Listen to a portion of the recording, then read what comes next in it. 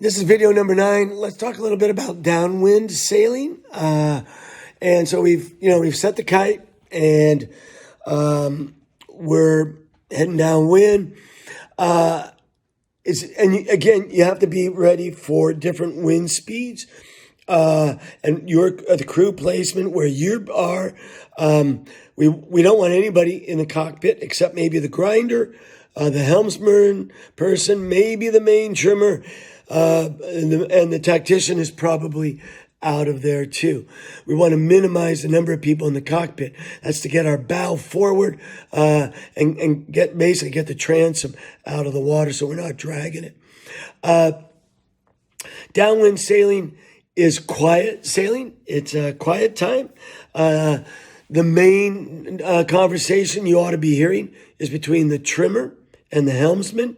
As a helmsman, I will a lot of times feel the puffs and the lulls before they get to the spinnaker. I've got about a 39-foot head start on that. So I might say pressure on. But if you're a trimmer especially, I want to hear from the trimmer. I've got good pressure in here. I like to hear the conversation to say no higher, no lower. Like if you've got good pressure in there, you don't want me going any higher. And if you're losing pressure in the kite, you don't want me going any lower. And I might not be feeling that. So downwind is a time for the trimmers and the helmsman to have a conversation. If you're a grinder, you want to be looking at that leading edge.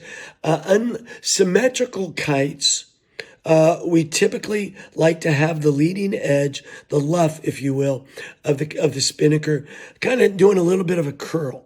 On the A kite, on the asymmetrical kites, much less so. We want that puppy full.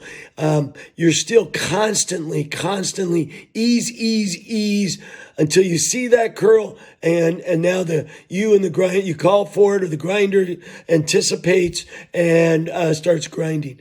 As a grinder and as a trimmer, you want to anticipate. Again, it's a feel thing, and and if you hear me say puff on, for instance, you know that we're going to be building speed. The apparent wind is going to go forward. We're going to need trim. So the grinder can start trimming on. If the trimmer doesn't need it, they can let the sheet slip on the drum while the grinder is grinding until they need it. Then they can pull on the sheet and the grinder will pull it in. And then usually after we have built speed, I'm going to bleed it down in the puff. And that's when it's ease. And that's when I want to hear from a trimmer, no lower. Or I might just be saying that's as low as I want to go. And so it's just an up and down game the whole way. And I need the trimmer and the grinder working with me on that. And it's an anticipatory thing. So to extent possible, try not to be reactive, but be proactive. Thanks.